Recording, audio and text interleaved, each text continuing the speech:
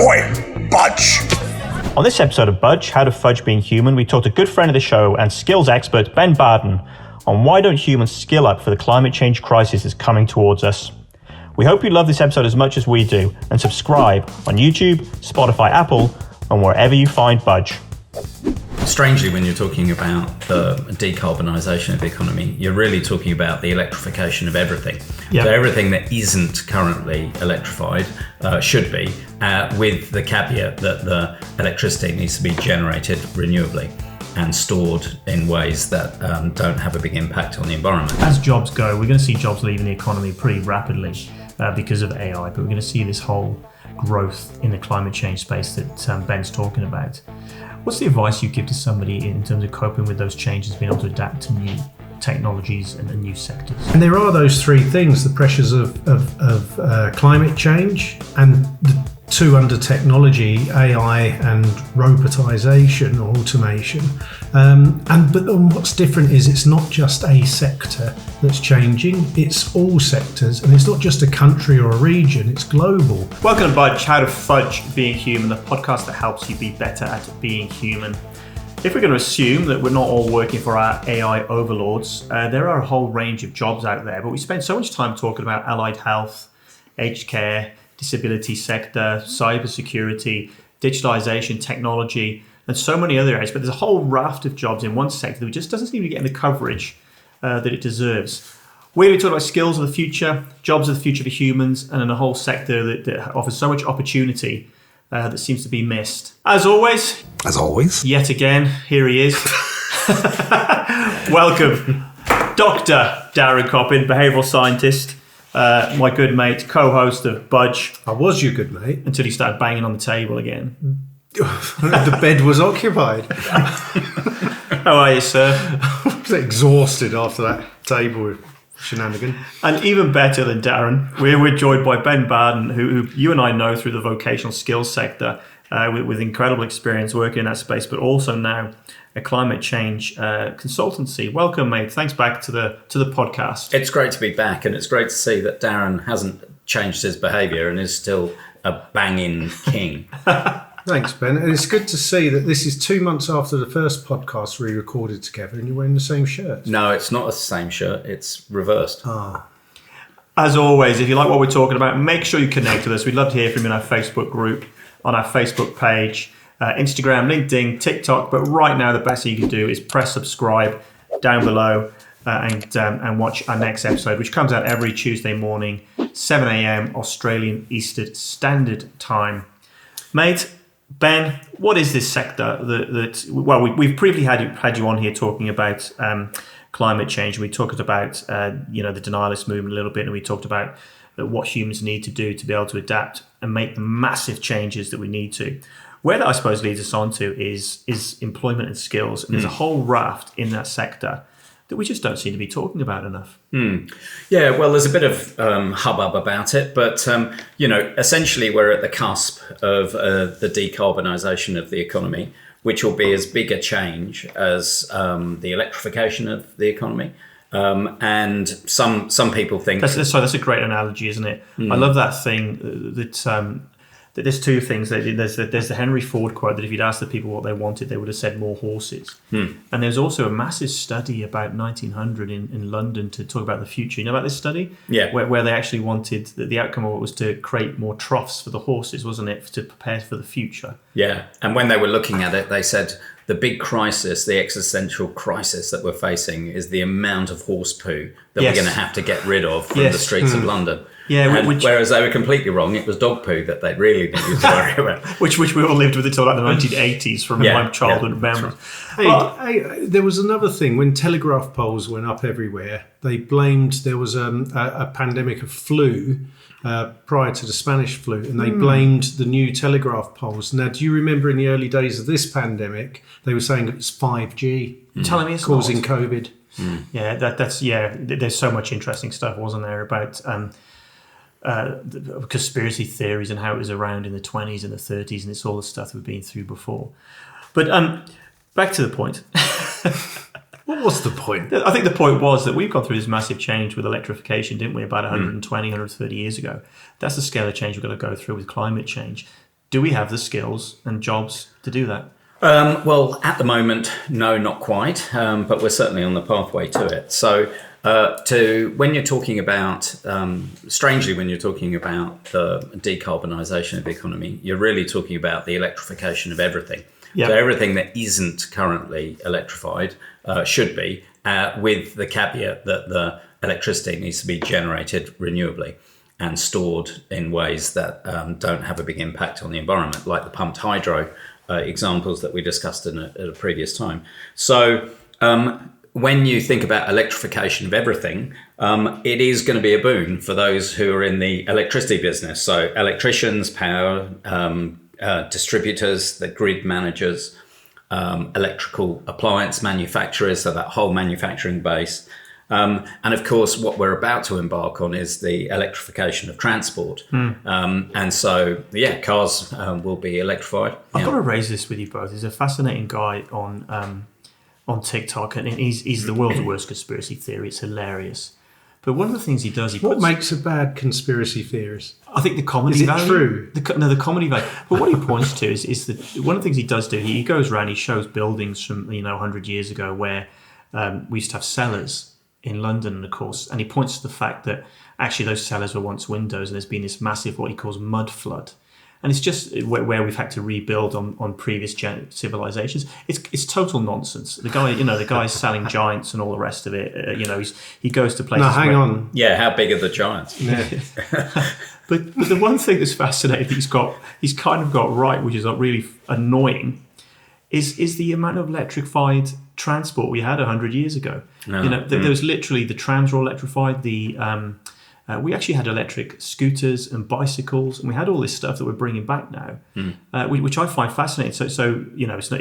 I hate because I think about conspiracy theories, but it's fascinating. There's a lot of that stuff. Old is new again with this electrification process. Yeah, and I find it quizzical, really, about why we would invest in fixed rail stuff for reinventing trams as putting them on rails when autonomous vehicles or electric buses that can be controlled within the city is the way of the future, and you wouldn't have to dig up the roads and have a massive cost blowout. But anyway, better to have more public transport than not.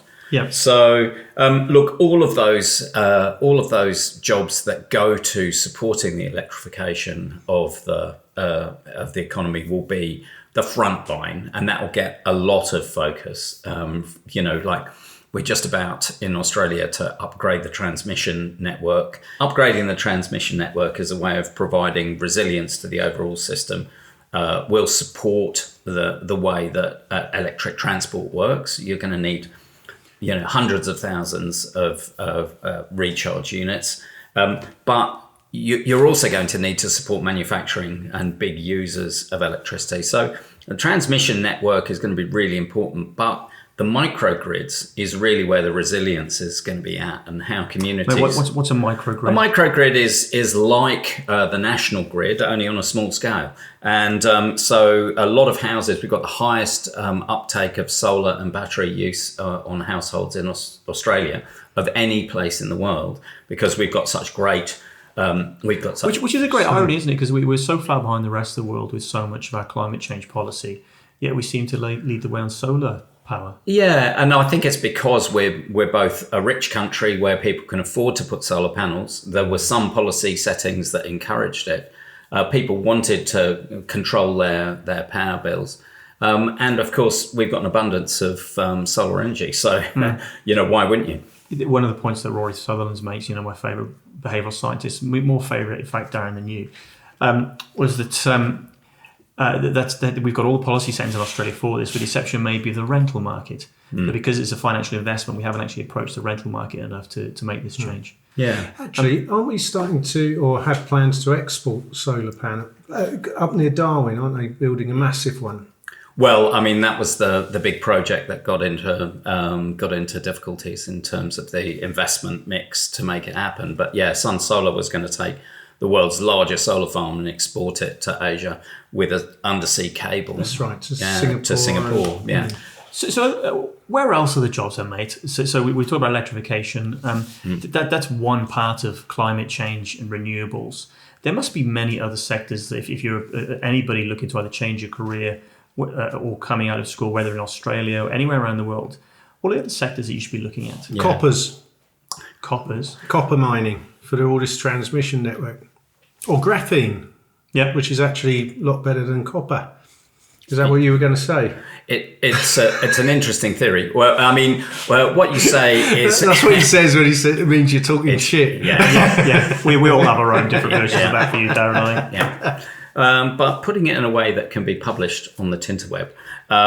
Look, we're always going to need extractive industries for the types of changes that we're going to make. And so controlling fugitive emissions from the mining sector is going to be a really big thing, but a technical area. It's a cool phrase, isn't it? Yeah. What's that? Fugitive emissions. Yeah. Stick with me. I know what I'm talking about. It's a whole new experience for me on this podcast. I like it. It's kind of mansplain. Goes To me. writ large, isn't it? Yeah. It's like old white blokes. If we stop talking, the world would be a better place. But keep that in. Look, I think in terms of the really big moves, the demographic changes, your intro really foreshadowed where a lot of the jobs are, and a lot of rich economies like ours are becoming service economies, and that's not necessarily a bad thing. You think about the number of, nail places that you can go to now. You think about how the whole care sector, the NDIS workforce, the National Disability Insurance workforce, those things aren't going to change. There are going to be great opportunities there in the future. But when you look at the sorts of things that are going to experience rapid growth, and I know in a previous discussion we talked about managed retreat. So what is managed retreat? Oh, well, that's where communities have to move because where they've built is prone to the impacts of climate change. So you could be on a flood plain, you could be near a bush reserve, which is going to catch fire, or you could be near the sea, which is going to rise and storm surges affect it. So lucky not many Australians live by the sea. Yeah, luckily only 87% of the population are at risk one way or the other. Is that a real number, or did you just make it up? No. Well, 80% of the population live in that coastal wow. strip. Yeah. Wow. So when you think about that, there's going to be a boon in civil engineering, building protective measures, rebuilding infrastructure, those sorts of things. And in fact, it might be a little tedious to conceive of, but the role of councils is going to be absolutely seminal in responding to climate change. And some of the jobs that are going to be crucial, waste management, the kind of increasing regulation around building requirements and so forth. So the councils are at the front line of managing some of the key parts of the puzzle. So literally bigger council rules, bigger bureaucracies. Well, not necessarily. Service delivery agencies is what they are, if you think about it. But a lot of the response, when the response comes, assuming that we're on a path where we're actually going to take proper action, is going to be driven by regulations, things that you can't do any longer, to open up opportunities to still provide a decent livelihood for everybody. John, you mentioned agencies. One of the roles of agencies that fascinated me in Lismore. Lismore is a town in near the Queensland-New South Wales border in Australia. It's been flooded a few times and had a really severe flood recently. Was the role more of the not-for-profit agencies that had to go down there almost to provide housing and food and accommodation and medical support? And I don't know if this has been discussed, and I'm just kind of putting it out there, but we often associate, those big things like Oxfam, Médecins Sans Frontières, and those sort of organisations, and Red Cross with working across nations. But potentially there's a role for those not-for-profit agencies in this whole managed retreat piece too, isn't there, and the growth of those? Yeah, I would say that that's a space where governments will need to invest. And in fact, there is a question about whether there's going to be enough money to go around to move entire populations from, basically build houses for people when they were privately owned before. So. And I mean, they've introduced the buyback scheme, haven't they, for places across Queensland and Lismore already. But that was my first thought when I heard the plan. I mean, it's fantastic. I love the fact that we're helping out people like this. But this doing it at scale is going to be enormously costly. The start of it, Yeah. So in terms of how I think it's also interesting, the Lismore example. I think there was a lot of self-organisation, and I think a lot of people who worked locally just dropped what they were doing. I worked with a number of people who just stopped and just went out and helped people clear out their houses, because we're not yet mobilised. We don't have the infrastructure to be able to do that first responder type work. And the community said, well, if not us, then who? And so after the event, there's a lot of anger about that. But one of the areas that I think will expand significantly after we have, flood effect and big storm impacts is the emergency services workforce. Yeah. And so we've relied a lot on volunteers, and we're, for fighting bushfires in Australia and wildfires in other parts of the world. And there is a question about whether we're actually going to need to raise our taxes to be able to pay people to do that as a full-time job, because it's going to happen more and more. So, I think that whole emergency services workforce, it will grow over the decades ahead. Yeah. And so if you were to provide advice then to somebody looking to reskill, because this is a growth industry, it's a huge industry, where should people be looking to reskill? What sort of skills are you developing? But also, I suppose, pick one out of the air, mate. If you're going to create a business now for the future, what would that business look like? Well, I think all of the trades are going to be really strong. They have that's 2.5% of the workforce in Australia are apprentices training for a trade. Yeah, which I think is one of two highest countries in the world, isn't it? Yeah, it is. Which you think straight away that's got to be replicated internationally, because you would think so, because so much of the adaptive capacity is really in technical skills. Is that an opportunity for Australia? We are, people look to apprenticeship sectors around the world that lead the world. We always look at Germany and Australia. Is there an opportunity for Australia in this climate change piece to be helping the rest of the world develop proper trades and skills pathways? Well, it would be good if we did it, wouldn't it? Rather than have sort of policy entropy that we've had over the last decade or so. Yeah. So, look, I think that a lot of trade skills will evolve quite quickly. And a proportion of people's trades jobs will change. So when you have a look over the last 10 years or so, in terms of brand new jobs, the renewable energy technicians is a job that didn't exist 10 years ago. But mainly, it's the same types of jobs, just done differently. And when you think about those in construction, that's a really big employer of trade skills. And it's an area where, adaptive capacity is going to be embedded through higher levels of requirement. It's the tradies that are going to have to learn how to meet the higher standards, build the walls that have got greater insulation capacity, the commercial buildings that meet the 5 or 6 star green star requirements. And it's not trivial. It's quite complex, but the core skills remain very similar. It's the additional ability to pick up the new skills, so retrain as you go, that's going to mark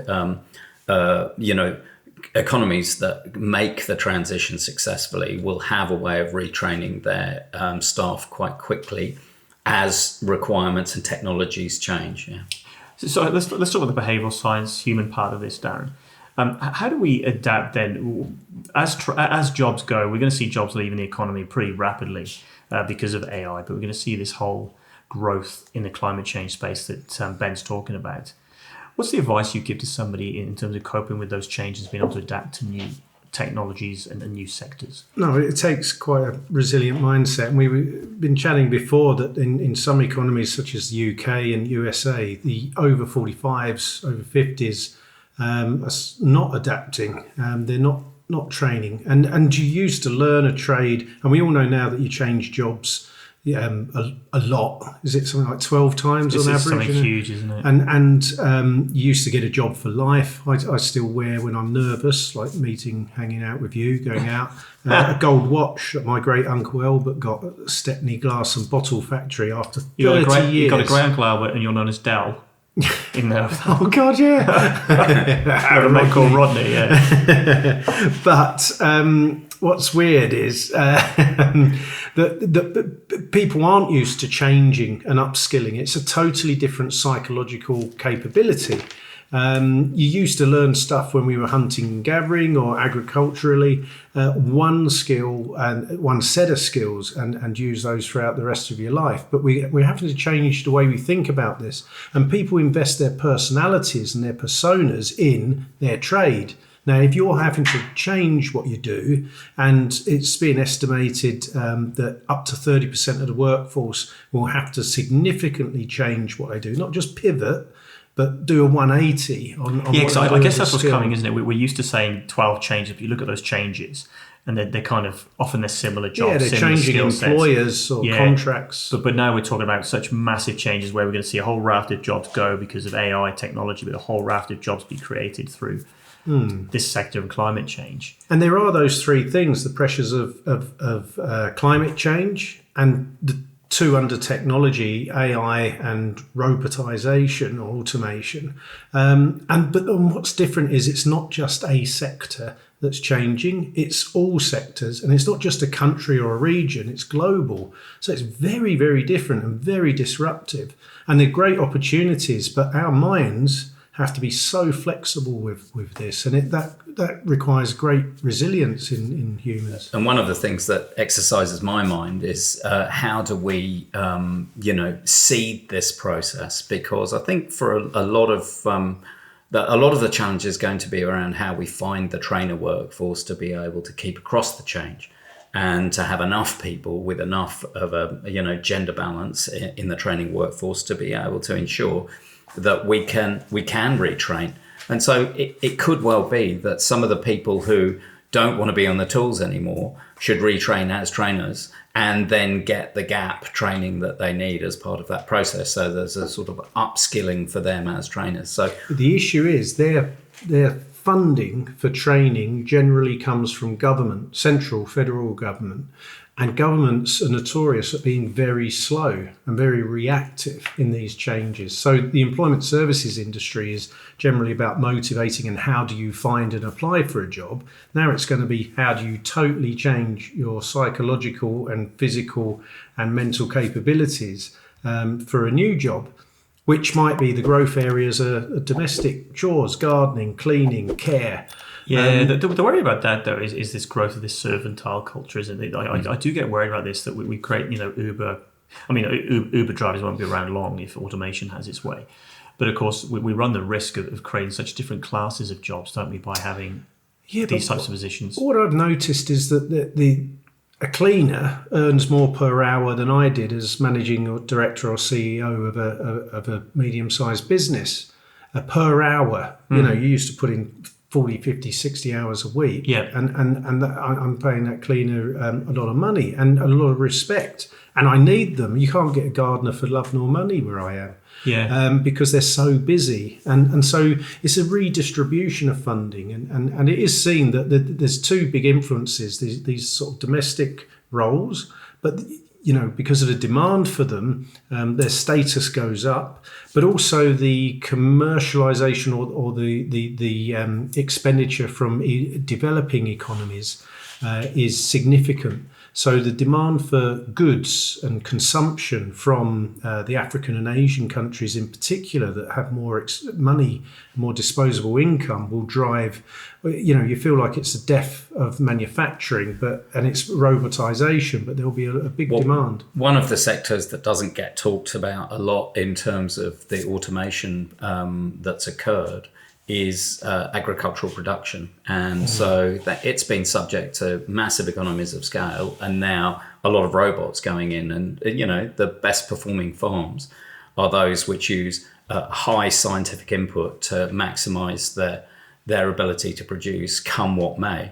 And I actually think that given the kind of climate changes that we're anticipating, having enough food, producing food in a way that is sustainable for the biodiversity of the planet is going to be a really big challenge. So when you think about the emerging economies that you were talking about, in those countries that are getting richer and looking for a range of different consumption items, actually hierarchy of needs, food is at the top of the list. So our ability to continue to be a food bowl in ways that don't mine the soil but build soil. So I think the whole piece around regenerative farming and the interface with new ways of farming, new mindset for farming, and new machines to be able to support that movement is probably going to create great opportunities and certainly very high demand globally. It's interesting you say that. Just yesterday I was talking to the next door farmer, and in between saying "get off my land," he said, Well, you got a shotgun.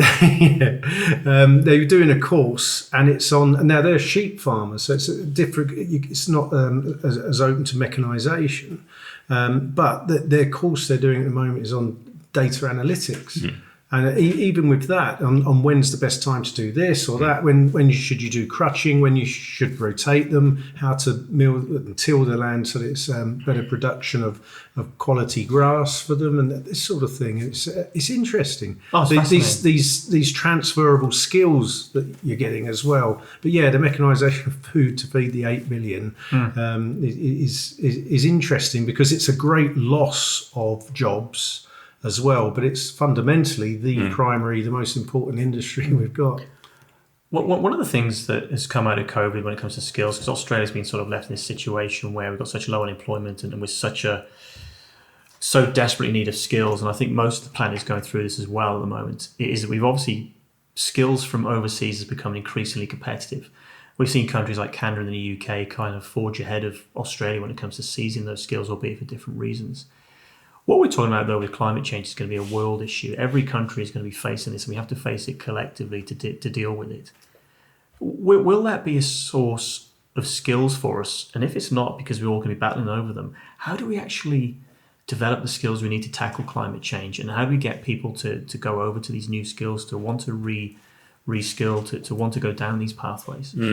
Yeah, I mean, it's one of those things, isn't it? A global problem requires a global thinking, and we're actually not very good at it. We default to nativism and the nation state. I know we were talking about previously with the COVID thing. We didn't just, it wasn't just nativism. It was Queenslander versus New South Wales. You know, we were keeping people from moving across the countries to see dying family members. You know, it was incredible.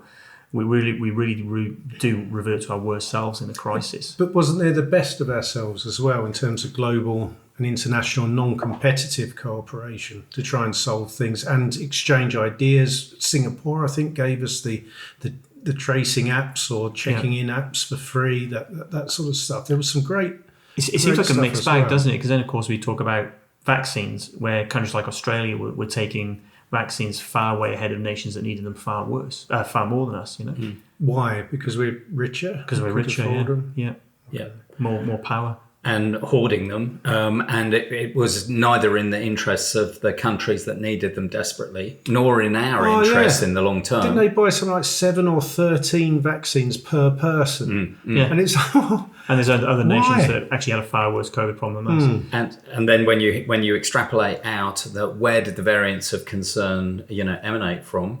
It was from those countries that we didn't assist with the vaccines in the first and second waves of rollout of those vaccines. So, I guess this despite ourselves, this is my point, I suppose, is that countries like Australia, Canada, the UK, we're going to be trying to steal the skills off of all these countries, right? Just like we did with the vaccine, we're going to try and steal all the skills off these countries to further our own country's response to building all these new networks you talk about. But that actually, it's a global problem. So we're not actually helping anyone by doing this. I don't know. What's this Daily Mail story I hear of people in Romania, a whole town built on the money sent back from Romanian people working in Britain? Like, if you can steal the skills, it's because you can afford them to incentivize them. But a lot of that money gets sent back to uplift that environment that they're coming from. So I think it could be a spreading of the wealth, isn't it, rather than a concentration of it? Well, at its best, but where's the ethics of training a doctor in Sri Lanka and then bring them out here? I mean, you can understand it from an individual perspective. You would like to live in a rich country and be paid a lot of money to be a doctor. But why are we getting developing nations to pay for the medical training for people coming here? And so I guess that's my concern, is that it's a global problem. We don't have a good history of working globally on these issues, certainly not since really the GFC. But when it comes to this skills issue, we do need to develop the skills and share them globally to tackle climate change, surely. And there have been really good examples in the past. Like Cuba used to train medicos in other countries. and the goodwill that was engendered through that was fantastic. And so, yeah, we just need to take a global mindset to try and solve some of these things, and also take collective action to the things that are making it worse. Stop the things that are making it worse, and start to collaborate to No, you don't believe. No, actually, you're right, and I'd like that, but I've never seen any evidence in history of where that occurs unless there's a religious or imperialistic driver or a communist. Because I bet the Cuban The formation people of the United Nations, for example. Who's that? Yeah, And then, exactly.